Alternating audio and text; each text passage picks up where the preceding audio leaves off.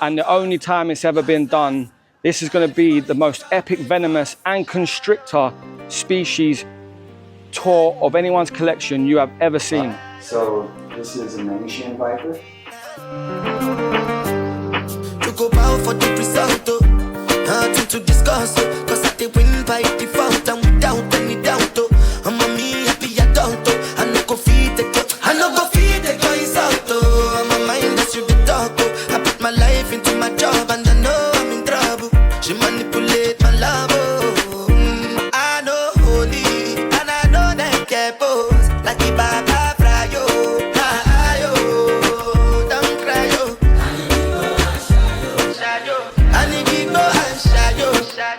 People can say they've been to Patrick Holmes' house, been tagged up and survived.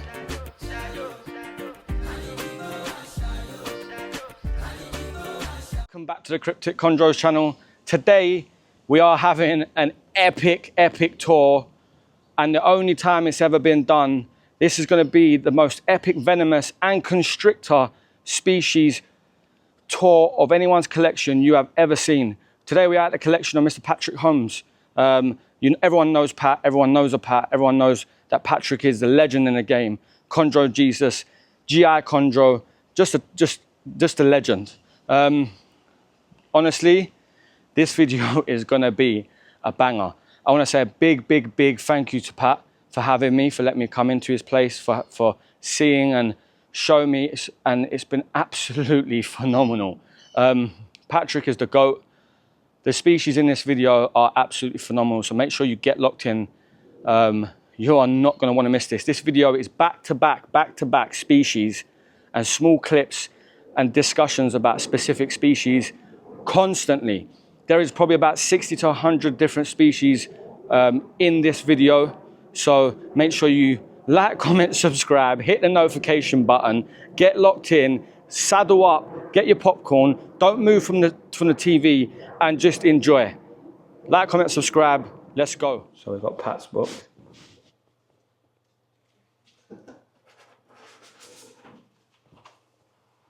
The biggest rule here, don't get bit. Yep, first page. So what do we have here, Pat? So these are Guatemalan, well, some people call them Guatemalan palm vipers or Guatemalan yellow blotched palm viper. They're both Ricus aurifer. These were captive bred by Cody Bartolini, so it's Reptile Preservation Institute. These are their quarantine setups, and they're ready to come out of them. I've had them for a few months now, and they've just been living in my living room. But yeah, these guys are super rare in captivity, and these are legit USCBB animals from Cody, and these are adults. It's weird because most vipers are pretty sexually dimorphic in size and or color, and they obviously look different in color, but the male there, I honestly forgot which one is which. Their head shape's a little bit different, but when I increased their humidity, this one started cruising and refusing meals. Wow. So, and I thought that one was a male. I mixed the containers up after I pulled them, but they're not obvious to sex. A lot of vipers, you can see the difference in the tail shape from across the room. Yeah. These are not like that. They're pretty similar. And this one has still been actively hunting and feeding pretty ravenously. And the other one has been cruising and refusing. So I'm going to go ahead and put them together. This one's, so the difference, that one's got a bit more black on its head compared to this one. Yep. Then that one's got a little bit more saturated yellows on its dorsal area. Yeah, and I haven't seen enough of them to know whether or not that's sexual dimorphism. Matter of fact, other than maybe at a zoo or something, I'm not 100% sure I've ever seen these in person before I got these. And we've got one more coming from him. He's got a litter that he's expecting, so we'll be getting one more. They're amazing. They are amazing. I'll show you. These are the first ones I'm going to show you. I have a small collection of chondro colored vipers. And, I love vipers. Yeah. I just don't get to see much of it other than like a commercial zoo. Yeah, they're my favorite animals as a group. You know, the chondros are my favorite snakes, but as a group, arboreal vipers are my favorite. I just love the head on them. The head, the scales, the color is unbelievable. I have 3 different species here that I'll show you that all have color and pattern like a GreenTreePython. Sick. Yeah, so this is from clutch number 6. The sire is MOC LaFonda. MOC that stands for Maruke Outcross. His name was also My Hobbit, is what he was called. LaFonda was one of his daughters that was a kind of bluish and black speckled animal, and she's a sibling to Ella Diablo and all these famous black and blue chondros. So 100% het male bred to one of his daughters. That's the sire of this animal. And then the dam of this animal is a Versace female who Versace's also 100% het and bred to one of his Biak outcross daughters. So it's Versace Greta is the dam on this one. So would that probably work out about 66%? Yeah, so this is from clutch number 6. The sire is MOC LaFonda. MOC that stands for Maruke Outcross. His name was also My Hobbit, is what he was called. LaFonda was one of his daughters that was a kind of bluish and black speckled animal, and she's a sibling to Ella Diablo and all these famous black and blue chondros.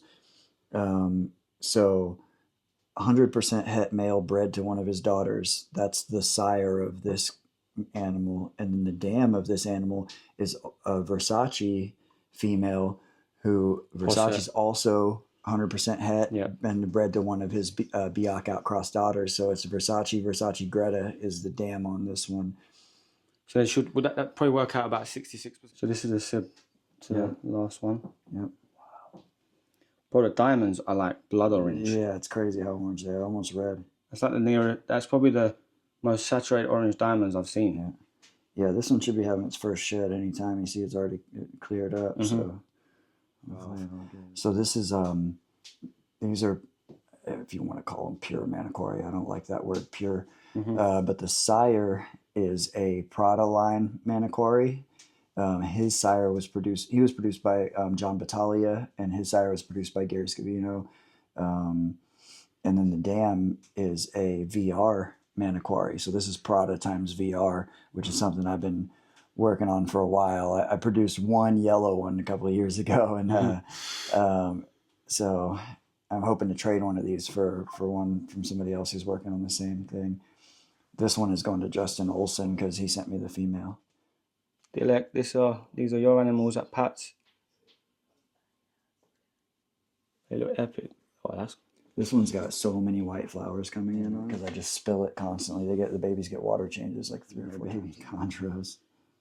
Big males. Yeah, I can see its belly's distended. Well, yeah, it's a python. It's fucking supposed to look like that after it eats.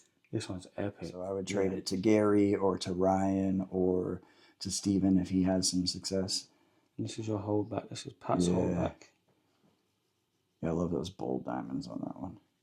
This one, the sire of this one is Hellboy's half brother, and this one has the same look as his dad and as Hellboy did when they were babies. Wow. So yeah, clutch 4. Everybody was freaking out about clutch 4, and rightfully so. You can see why. Look how dark it is. The bold pattern, the orange saturated diamonds. Look at that. Wow. Yeah, really nice orange on that one. As a pro tip, if you only keep your prettiest neonates, you'll end up male heavy as a motherfucker. And send them to me. So that's the sire of this one. So the sire is Chronos Siren, so from Garrick's very first clutch. And then the dam is a Ron Smurs Sauron female that I got from the collection of Forest Fanning. So this is my number 1 from clutch 2. And he was kind of has a cherry head thing going on. This one is a standout. And what's cool about this is that this animal is, what do we got? 25% Colorado Chondros Arfok outcross blood. Sick. And this looks like it's a pure Arfok out. Not when I say pure, I mean the outcross. Like it could have been one of Jason's animals, even though it's only 25% of that lineage.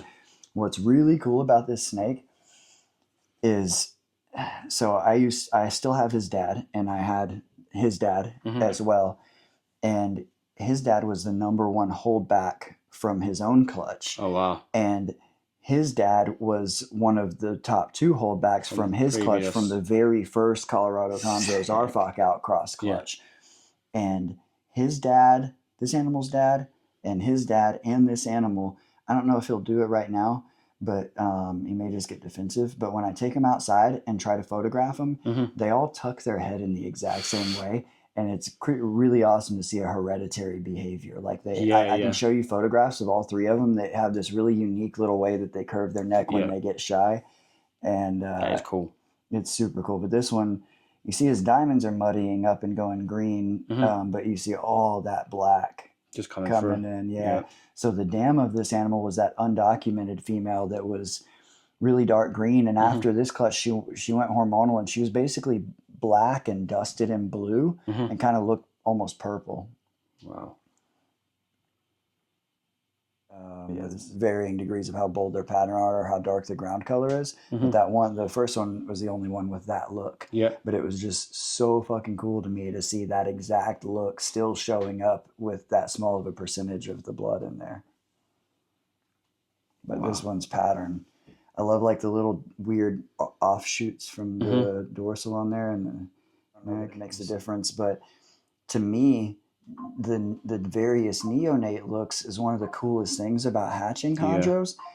And I haven't really practiced this intentionally by pairing plain adults, but I think if you just breed for extreme neonate patterns, whether we're talking outcross, locality, or designer stuff, if you just breed animals regardless of the adult look based on extreme neonate patterns, you'll get really cool shit.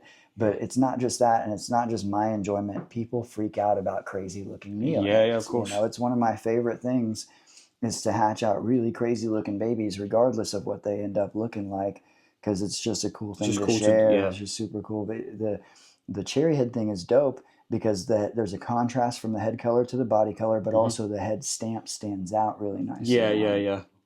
These are clutch number 1 for the year, and they are Lemon Tree Biak times Kofiau Biak. These are awesome. Oh, I'm sorry. That's not accurate. That's just their dad.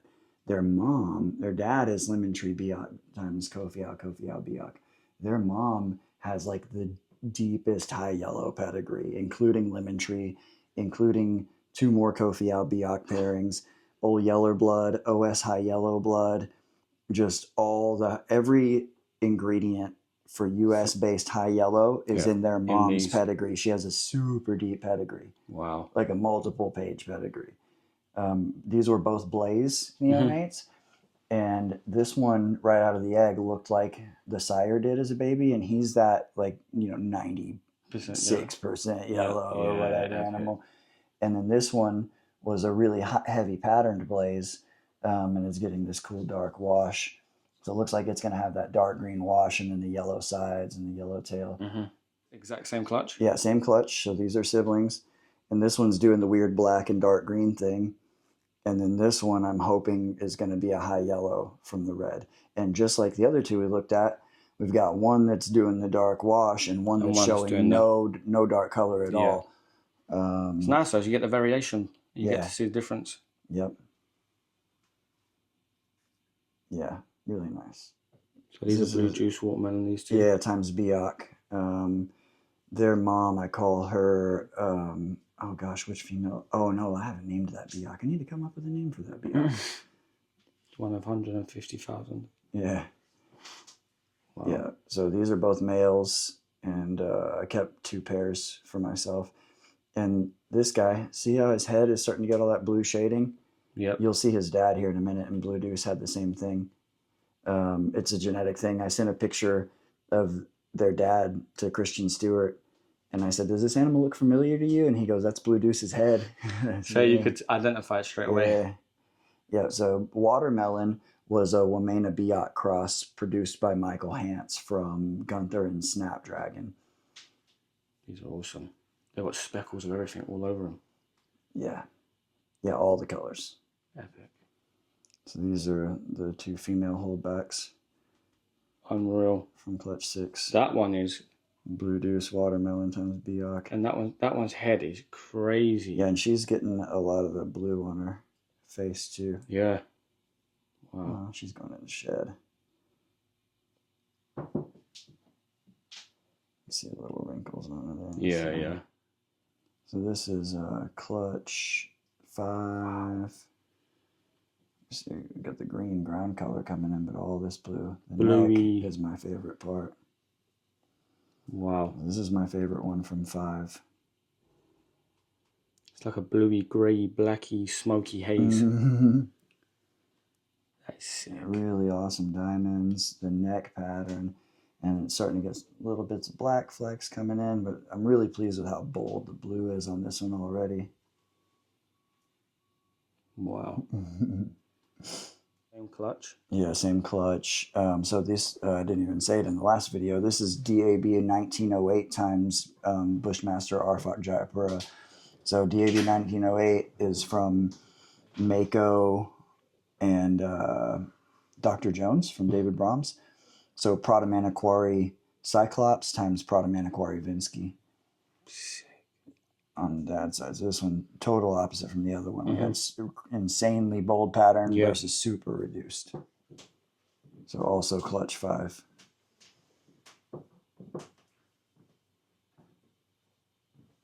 Email. This is DAB 2307. So the sire is a sibling to the sire of the ones that we were just showing. And the dam is a VR Maniquari. Wow. So this is a bunch of Protomaniquari blood. 75% Maniquari is what this is. With a little touch of Vinsky and OS High Yellow and Cyclops, little splashes of other things. This is epic. And yeah, look at that. Wow. It's like a blue all over it. Yeah, and this animal is going to be like pretty much a solid blue snake by the time it's 4 or something like that. So obvious, especially with deeper lineage.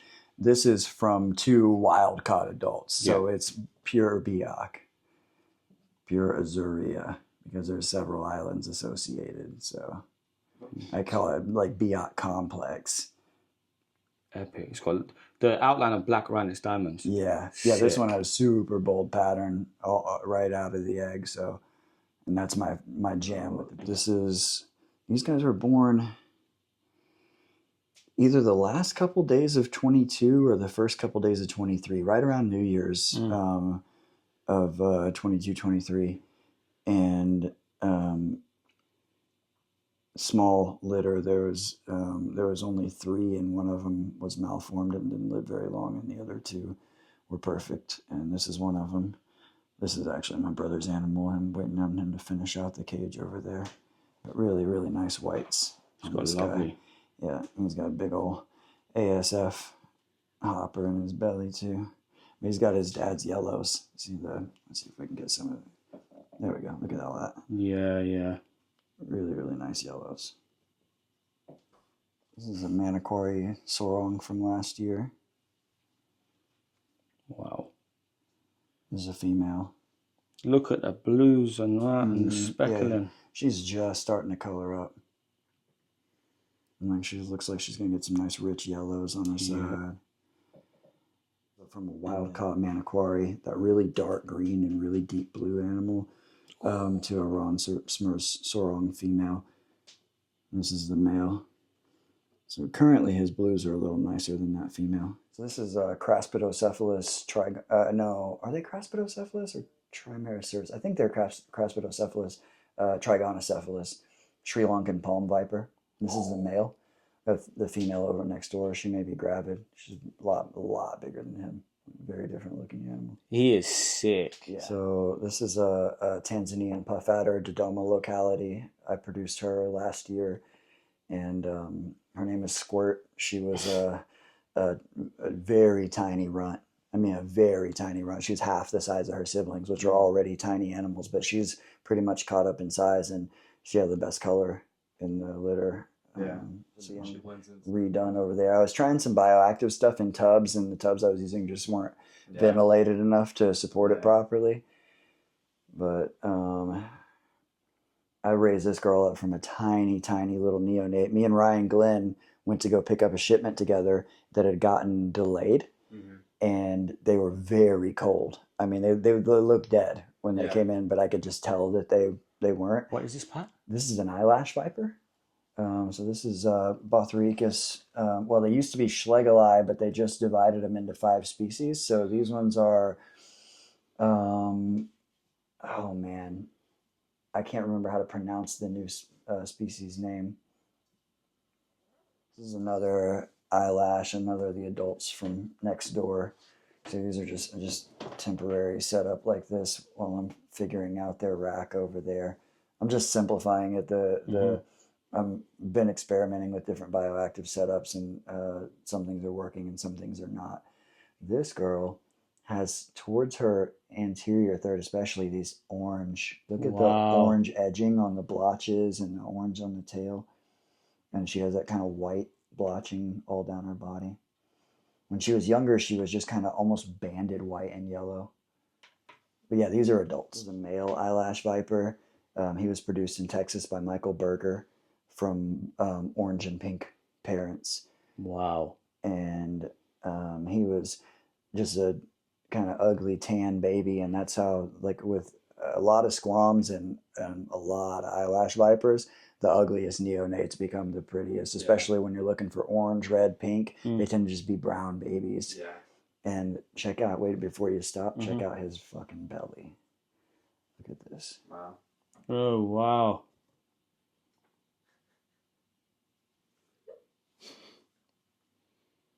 That's wild, right?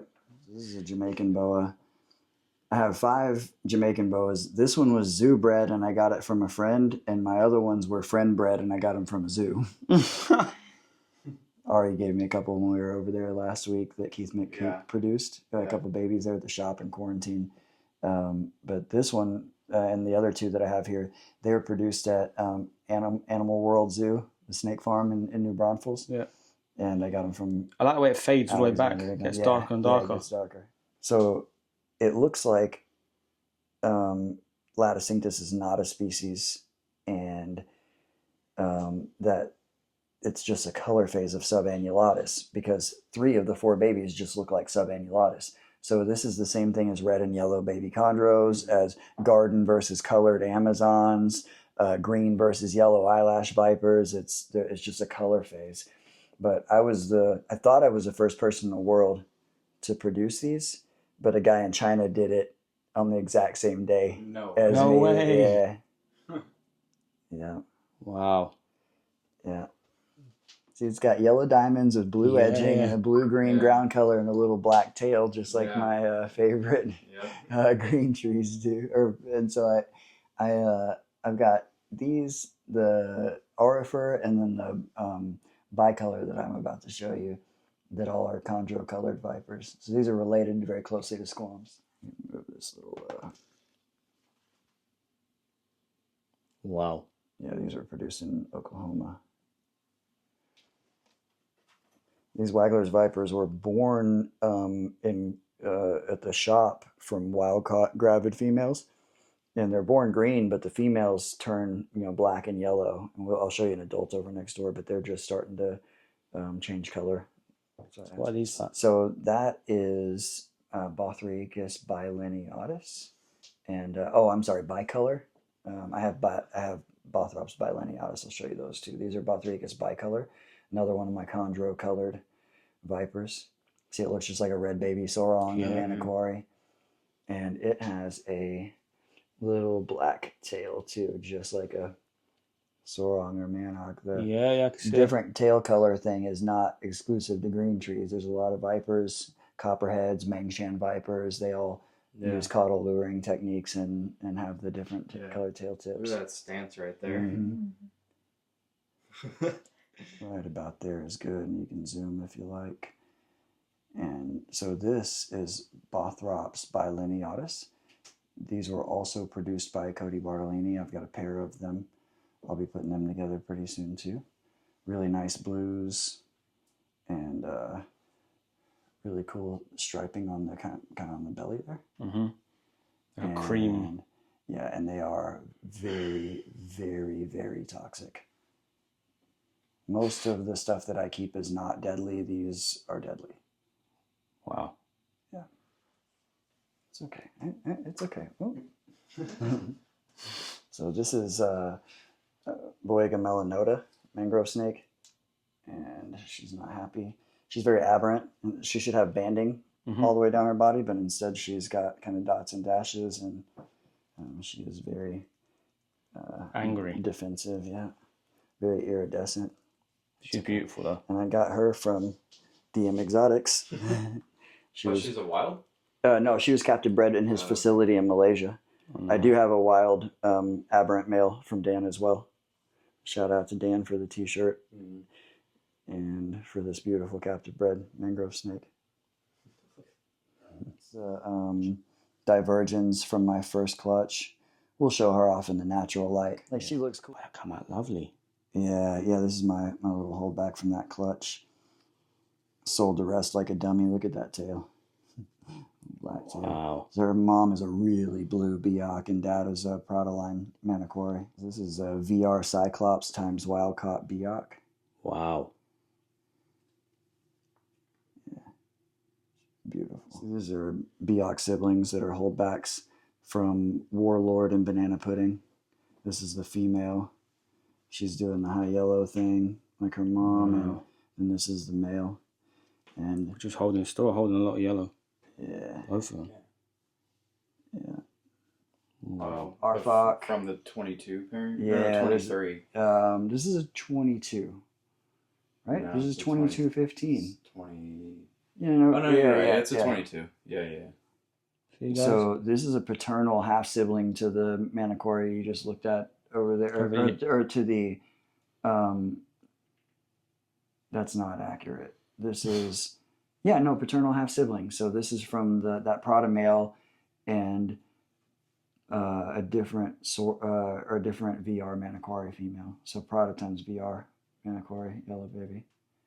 Colorado Chondros, Sorong Arfok, my original male from the original clutch, bred to a wild caught Sorong female. Actually, that girl up top that we'll take outside. Yeah, this brick or that brick over there, or the well, it could be that wall or that wall or this. It's all the same brick. Yeah. So this is Hellboy. Wow. Come on, buddy. Let's see your face. He's shy. And he's got this blue. When was the last time we got a clutch from him? I've never bred him before. Oh. I have paired him with two females, one that he bred and one that he did not, but didn't get anything out of it. He's phenomenal, Pat, man. Yeah. Wow. And, look at that. I'd like to get his face so you can see the blue on his lips. Oh, yeah. It's kind of a signature thing with a lot of the crook kids. Yeah, I love him. So this is Hellboy and his half brother. I call him Gammon. That's just from the comic books, the Hellboy comic books. Yeah. He had a brother. So he's got that yellow neck. These animals really make me think that Crook had calico blood. It's the yellow neck thing and the inconsistent placement of the black on the ones that have black, like the Void, where there's just weird random black patches all down the sides and stuff. But you see, even though he's younger, he's bigger, and the other two sisters are the same way. And he's got that blue on the face. Yeah, same blue on the face. So these two looked almost identical as neonates in their color scheme. Their color scheme was exactly the same, but this one had a very reduced pattern, just like most of the crook kink kids did, but exact same colors. And so that's why I held them back, and they both ended up being really similar. So this guy's a little more yellow with some more teals, and Hellboy kept some more of the black and the brown speckling, but still very similar. I love the white on his face with the blue contrast there. Yep. His yellow is crazy. It's crazy, man. These are clutch mates. This is Hellboy and Uncle Ruckus. Ruckus actually belongs to Amber, so she's over here on breeding loan right now. Yeah, and but yeah, her blues, all that like kind of teal and blue shading has really started to come in recently, and I think that's just coming along with sexual maturity. You can call that hormonal if you like, or not. It could just be a maturity thing. Although I suspect when she breeds that she'll go quite blue. And I haven't decided who to pair her with. I may do a half-sibling pairing and pair her with Gammon, or I may, but what I really want to do with her is the blue deuce male. Oh, there she goes. Yeah, she's, oh, that's good because she needs to. So these two are clutch mates. These are crook times kink, male and female. I feel bad. I do want a picture with Hellboy, actually. Okay. Oh, the sun's coming out. You can get some of this intense yellow on this guy in the sun. Oh, wow. Yeah, she's got a big old skin fold. Wow. Yeah, honestly, Pat, I think I do like that one better. Yeah, his neck and the white and blue face, and that's not Hellboy's brother, is it? half sibling. Brother? Yeah, so they have the same sire. Okay. That face. Yeah, so Hellboy's crook times BMF, Hellboy and Uncle Ruckus, and then these are crook times kink. This is Banana Pudding. Call her Nanners for short. She's lovely. Yeah. She's still putting weight back on. She's the dam of Clutch 4 this year with Gammon down there. So that high yellow half sibling to Hellboy is the sire of Clutch 4. The really orange diamond ones. Yeah. And then this is their mom. So you can get a little bit of comparison with the shade and the sun. You can see the difference. On this girl. Yeah. But yeah, the shade brings out her blues and the sun brings out her yellows. But yeah, she's a really big girl. She's just, like you say, putting the weight back on after laying eggs. She's one of my faces. Sorong Arfok times Sorong from my 2019 clutch. Wow. Look at that blue. Yeah, and he's an animal that, the way he's kind of washed out, he's 5 years old, but this is a snake that by the time he's 8 or 10 could be, solid blue. A lot of the locality animals that we see that are really high blue as adults, they didn't turn that way until they were 5, 6, 7, 8 years old. Wow. So this is TLS 1905. She's has been destined for Hellboy since the beginning. But I'll run his half brother. I'll run Gammon to her if Hellboy doesn't get the job done. They're both studs. I just haven't paired them to a bunch of girls. Gammon I paired to 2 girls and one of them took. And but this girl, she is like 5.5 years old, and her eyes still have a reddish tint, but she had like red neonate looking eyes until she was like 4 years old before they even started to turn like the copper and bronze colors. But her neck, look at this pattern back here. Wow. She still has little brown scales in the dorsals. She's colored like an animal that's still changing, but she's 5.5 years old. And the fact that she kept the black diamonds, that's my favorite part. The coolest fucking thing to me. That's my favorite part, bro. It's so bold as well. So guys, it's the same snake, but in the sunshine.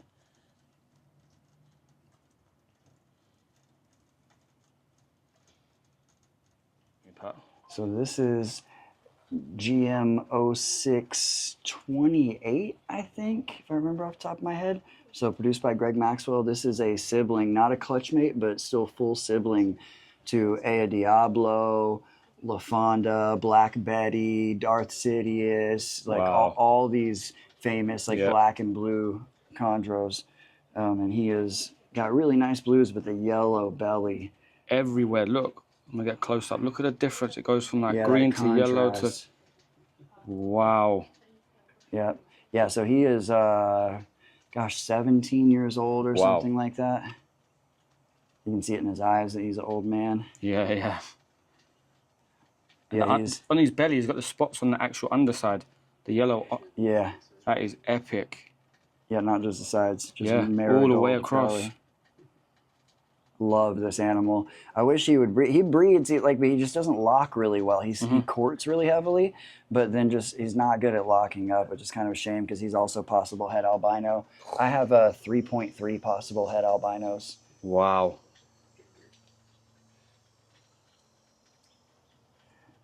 Yeah, I'm gonna try to just move her calmly and kind of rotate for you. They've got a wicked strike range and they are deadly accurate. I shouldn't use the word deadly. It's not a dangerously venomous snake, but they are venomous. It's just really... They're just really accurate. They're the fastest striking and most accurate striking colubrids I've ever kept. So this is Boiga dendrophila divergens, the Luzon mangrove snake. She's paleo locality. Parents were zoo bred at Tula Zoo in Russia, and I produced this one. This was my first clutch. I was the second person in the United States to breed these snakes. Still, to my knowledge, only 3 people that have done it. Kevin McCurley did it first, then me, then Dan Malary got a clutch from a pair that I sold him. And to me, this is as beautiful as snakes get. Yeah. Like, I won't call this the most beautiful snake in the world, but I will say that I don't think a snake can be more beautiful than this. And wait until you see her dad.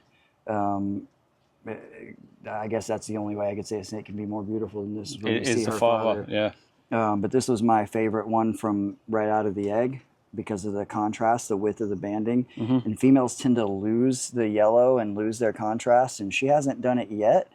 And that's my goal, is to breed that trait out of them, to breed ones that the females stay really high color as they mature. What a beautiful snake. One of my highlights at NARBC was showing her sister to some guys that I really admire, to Casey Lassick and Craig Trumbauer and Damon Sousies. They're just awestruck. But Super it's cool to see impressive, bro. old school guys that have been doing this for way longer than and me. see stuff and mind blowing. Yeah, I mean, I've been doing this my whole life, and I've been keeping snakes for 40 years, and these guys are guys that have been doing it longer than me, you know. But yeah, so this is just like the sire of the animal I just showed you. This is one of the, what I would call one of the crown jewels of the collection. She is just a Biak. You guys notice me posting that sometimes, just a Biak, because I think it's crazy to call something just a Biak when they look like this. But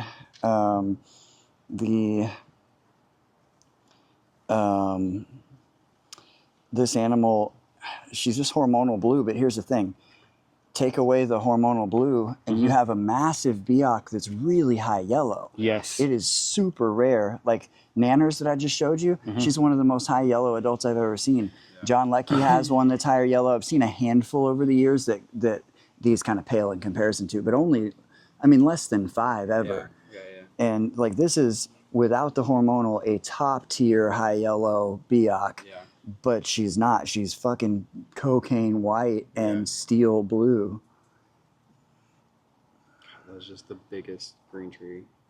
Yeah. On top of her colors, she's the biggest green tree. I got her in December, and I've only fed her like 5 or 6 times small meals because she was way overweight. She's still pushing 2,000 grams. Wow. So you know how Rob Worrell says that his females are 3,000 grams? Yeah. What's the deal with that? You mean besides the fact that Rob Worrell's full of shit? Yeah, exactly. And also besides the fact that his females were very literally full of shit when he was weighing them, as in he fed them way too much, they were constipated. They can lose hundreds and hundreds of grams after passing waste fluid. And I've had small, like small adult and subadult chondros lose 200 grams just from passing waste. But I mean, even a snake is huge.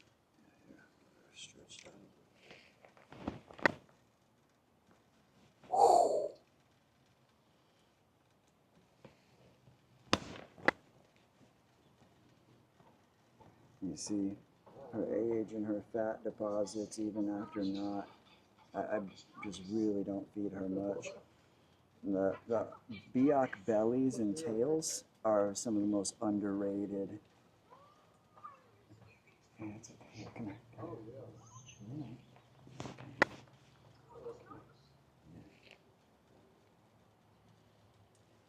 Yeah, to me, I mean, look at that. The blue on the face and then the blue and black on the tail. This thing is just, every time I look at this snake, I just can't believe that it's like actually a thing.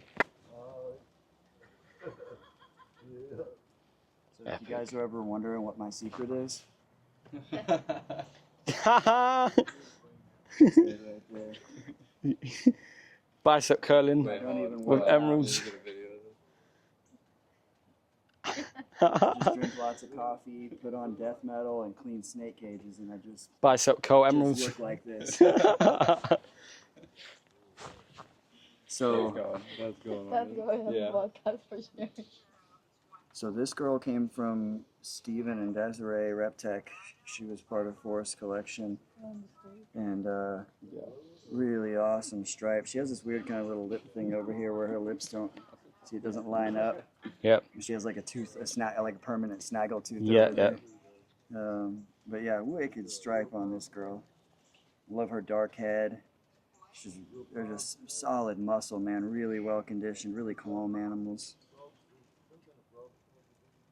And then this is her boyfriend over here. So he's from a German bloodline. Wow. And he's got some nice blue undertones. Come on, let's see your head, buddy. Dark head. I'm about to actually separate them and feed her up for a couple of months, Mhm. and then put them back together. I'm moving all the Corrales boas into the snake house. I've already got a bunch of them over there, and the rest of the emeralds, and I think I have all the Amazons over there, and the rest of the emeralds are going over soon. Wow, man. It's my first time seeing Basins in person. Yeah, there's something else too. Wow, I've bro. got 5 more over here next door, so we can go check them out too. No, I know why people say they're breathtaking. Wow. I say they've been to Patrick Holmes' house, been tagged up, and survived by a Basin. Oh yeah. Head on that thing. That is the biggest head on a snake I've ever seen. I'm just gonna be very careful. You do not want to get tagged by that. She's being really calm. She's kind of been acting gravid, but I'm not really convinced. She's gotten dark and she hasn't been hunting, and she was breeding. She did get locked up quite a few times, and she's been staying under the heat. So she's acting gravid, but Oh man, those dogs. Yeah, there you go. yeah. Yeah, it's an emerald tree boa.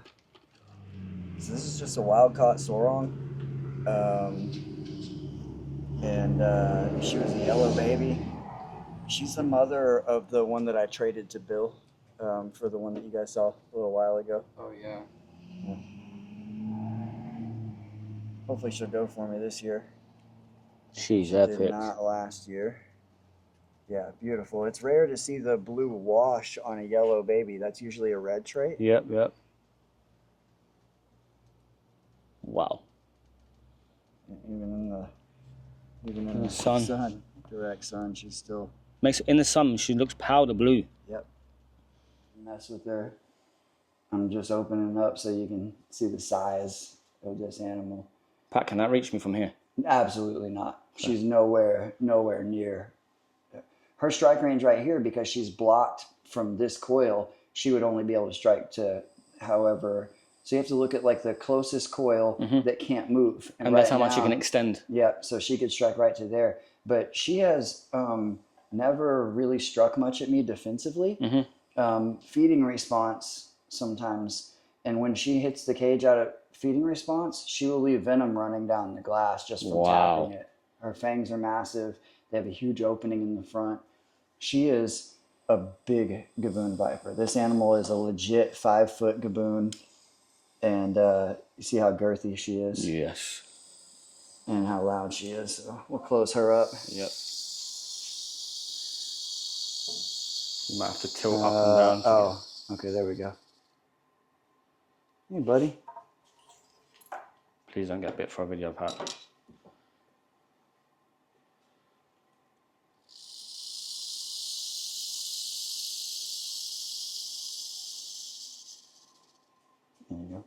Yeah, just got a little clip of him rattling. Yeah.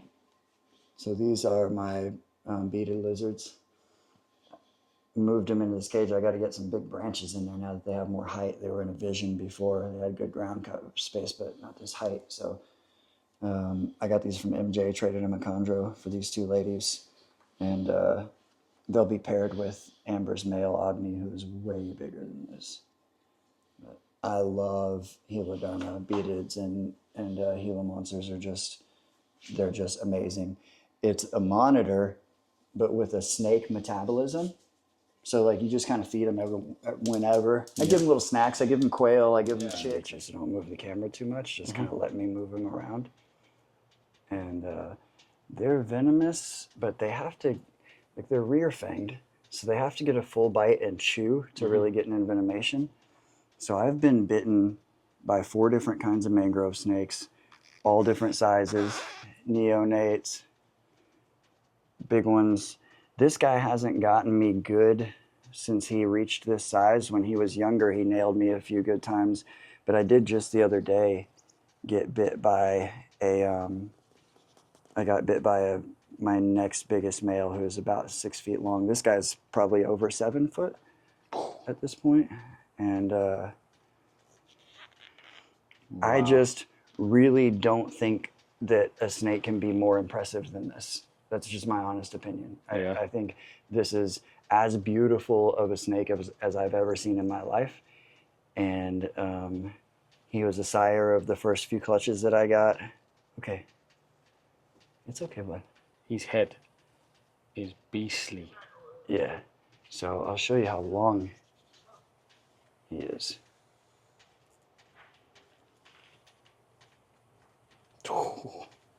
That is a beast of a snake. Yeah.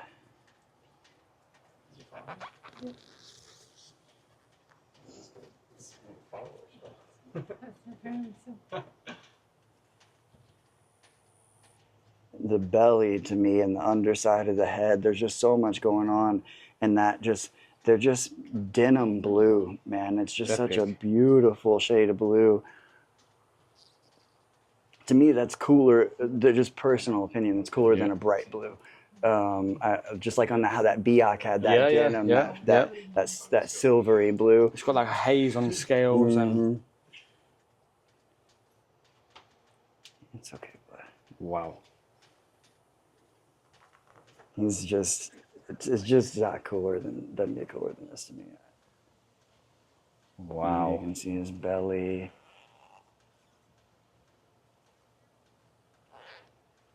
Wow. Okay, fine. And even in the sun. Yeah, you can see it. Wow.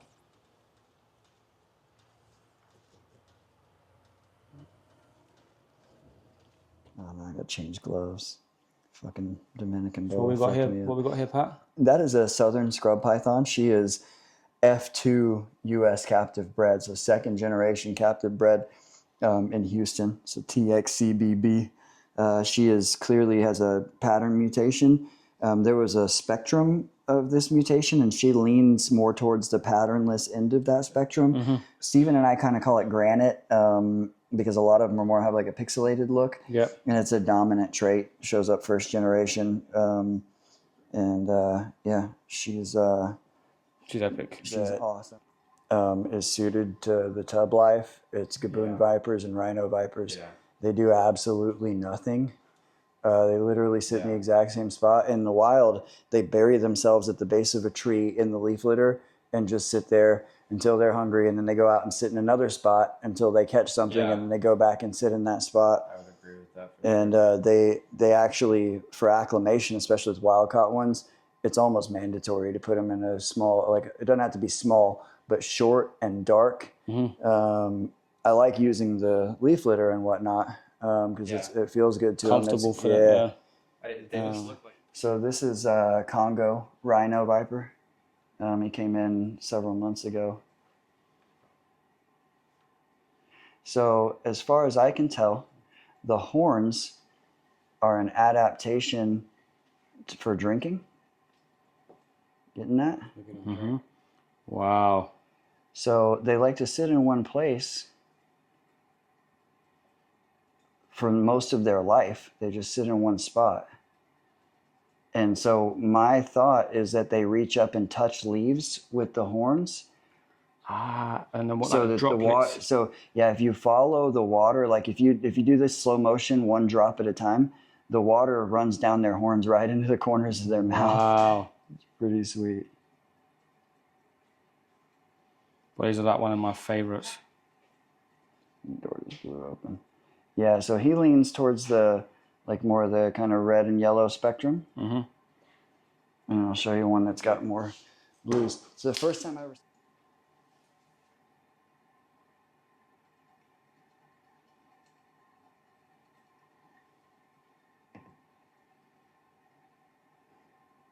I just watered them last night, so he may not be thirsty.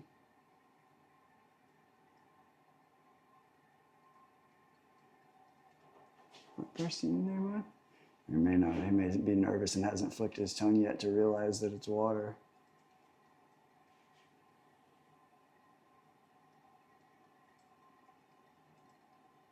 Well, he just may not be thirsty. They say I gave them all fresh water last night. That is epic though, Pat, man. Yeah. Yeah, they're super cool. There he goes. Your tongue yet? His horns are something else.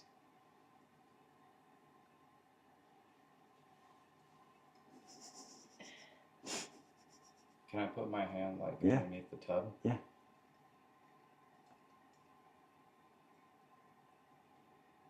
I guess he's just not thirsty. Unreal. So this guy was caught about a mile away from another striped one in the same parish in Louisiana, and he has a twin spotted belly, and it's definitely a genetic trait. The one that I got with him is maybe a record size copperhead. We haven't gotten that like made official yet, but he's about 54 inches long, which is insane. And I'll get a hook real quick and get her head up, and then you can see her drinking. Let's get your head raised up.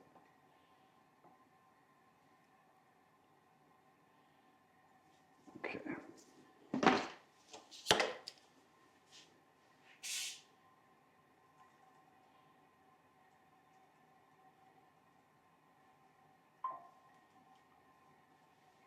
They're very aware. Yeah. There she goes. Get you a little drink, Mama. That is epic. Guys, getting close to these creatures like this in a very safe manner too. Obviously, Pat will not let me get too close, and luckily I've got a camera that can get very close. And clearly, it is like breathtaking, man. Leg shaking, the lot. Animals are incredible. Yeah, so this is obviously Amazon Basin Emerald. This is my favorite of the grow up group. These guys are getting up on 3 years old. And this guy is, you know, he's not super high white, but no, I definitely would not call this textbook. He's got a really wide band, really nice, bold white. It's really fucking incredible animals, man. Wow. Yeah. They're fucking awesome. Another Amazon Basin female. The 5 that we have over here, we bought 10 animals from High Wind at Naked Dragons, and they are from 3 different litters, sired by 2 different males. The males are undocumented lineage. The females are all from Merino lineage. Wow. And we bought 10 animals unsexed, and they ended up being 5.5. Wow. So sold 3.2 and kept 2.3. Perfect. And this is one of the girls. What is the luck? Yeah. Yeah, they're incredible animals, man. But I moved him over here until I can figure out, I don't know where I'm going to put him. I'm moving a lot of stuff around. So this is another mangrove snake. This is Boiga dendrophila gemicincta. So we looked at 3 different types today: the divergens, the melanota, and the gemicincta. this guy is, well, he's a lot thinner bodied than that divergence, and that's normal for Gemicincta. The males are much thinner, and the females are heavier bodied, bulkier animals. But this guy's probably 7.5 feet long as well. He's an older animal. Got him from the UK. Oh wow. Yeah.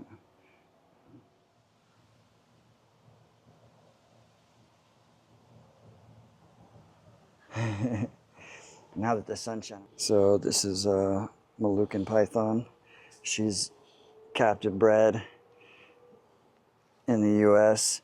There's only been one clutch of Moluccans in the last few years that I know of, and she's from it. Marcel Hawkins. See her iridescence.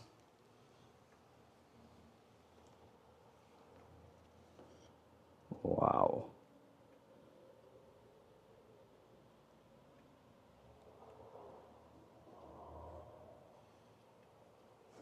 This, to me, is just like top tier python, man. For me, it's chondros, Moluccans, and Bolins are the best pythons. So I'll try to get her brother out. See him at night. He's not fired up right now. At night, this animal is white and bluish silver. Yep. So it's an axanthic. He's axanthic, so this is a sibling to the one that you just saw. Wow. This is the male, that one's female. So yeah, they're clutch mates. These are 2021 animals, I believe, from the only clutch of Moluccan pythons hatched in recent years. And I call him Ghost. If you saw him at night, you would understand. He's just, he's just bright white and silver and with like this bluish sheen. Bro, Still he's super epic. iridescent. I don't know if your camera picks No, up that I can see it. iridescence, Yeah, it's but catching you it. can Yeah, see yeah. it. Sick. Yeah. Now see if we can get both of them. Here, let's grow this here. So this is the female. She's laid in for us from a couple times, but she's super unique. Lots of blue and she has that kind of greenish hue because of the way the blue and yellow fades together. Bleeding. Yeah.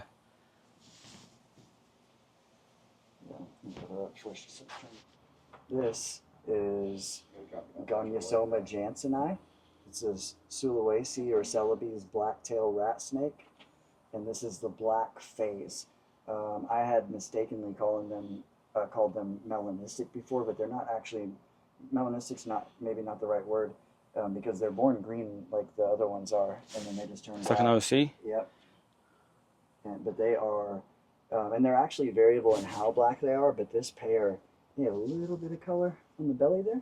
See the ventral scales have some like cream color in there. But it's pretty much And like that's it. Tongue is black, eyes are black. I mean, they are just ultra black. She's calmed down a lot. She's eyes are cool though. Real skitsy and nailed me a couple of times. Let me look at her in the sun real quick and see this. Wow.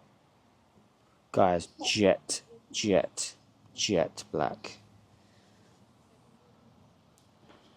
Wow. Wow. I'm really hoping to breed these this year. Wow.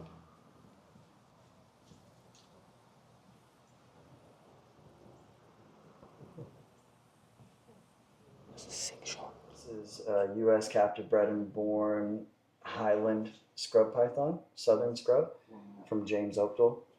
I have a male that's to be paired with her that Stephen Cush produced, but she's starting to get all the gold and orange and everything, and she is a super defensive animal. She will go out of her way to bite.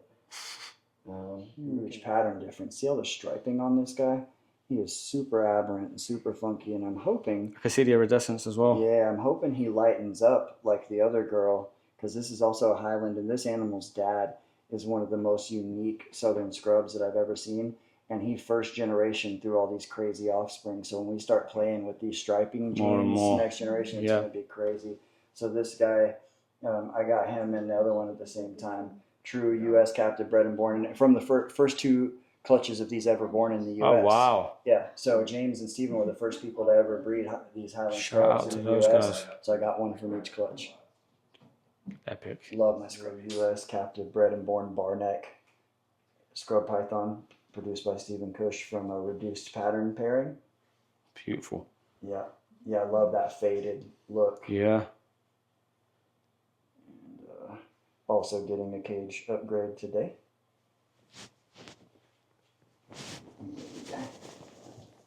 Still the same cages that the Moluccans are in, so they're gonna. Wow. You see, I keep these guys really simple. It's just bare bottom.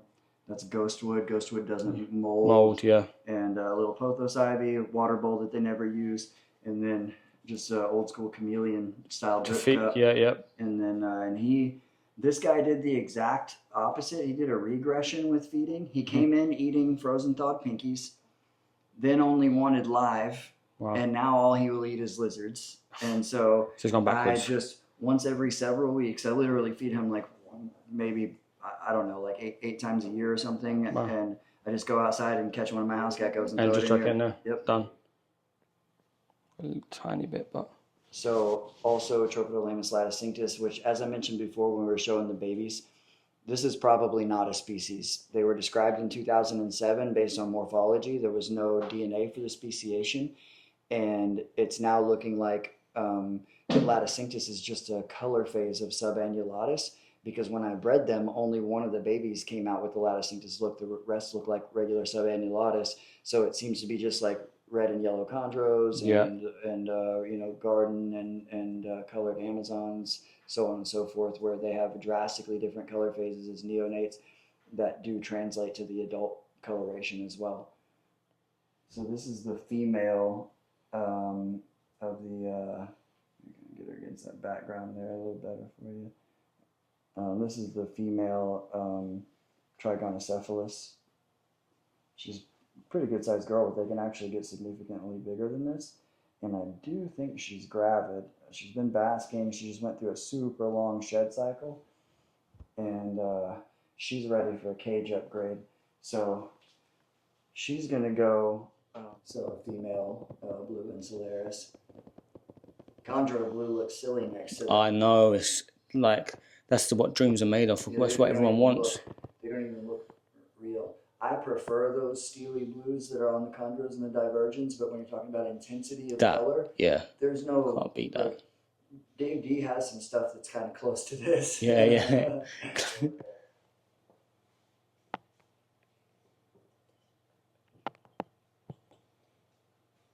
Pat? So this is a Mengshan viper.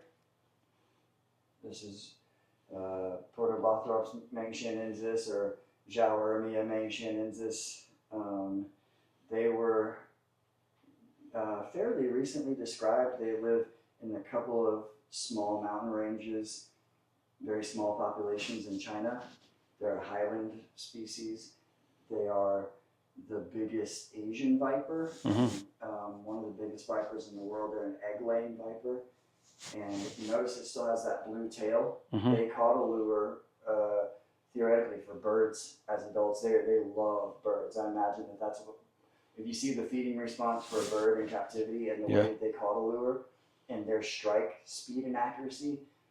They're super accurate, yeah. Oh, yeah. And they're for a semi-arboreal, they are frighteningly fast, and their fang length is on par with gaboons and other Abitus species that have the longest fangs in the world. Wow. Their venom is very nasty. She's being really good today.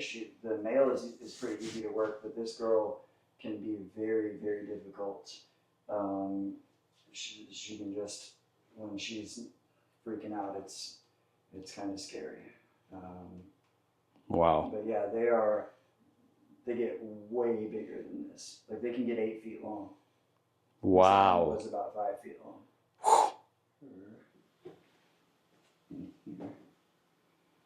Yes, this is a variable bush viper, Atheris scalandra, and this is a wild-caught red tiger. That is amazing. Yeah, they're dragons. That is an actual dragon. They're getting their upgrades. You can get right up on that glass and check her out if you like.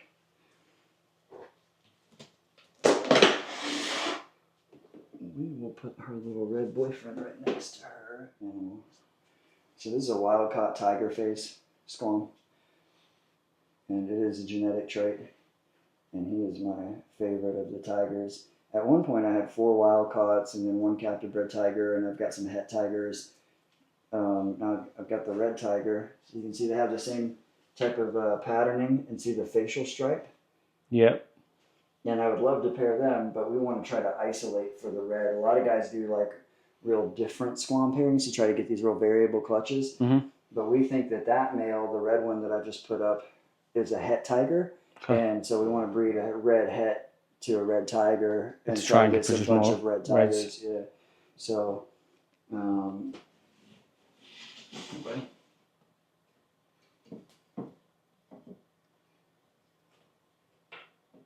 he's going to be shy. So this guy is deep in shed, which is a shame. He's got to be in shed right now. Wow, man. Yeah, let's check him on this one. Look. Yeah, it sucks that he's got to be in shed right now. But, yeah, extremely high yellow. There's the sire of the lemon tree clutch. Let me all open the door for him.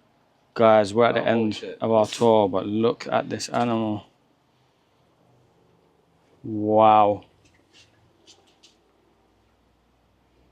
To me, she has about the coolest head and face that I've ever seen on a green tree. And let's see if I can get it.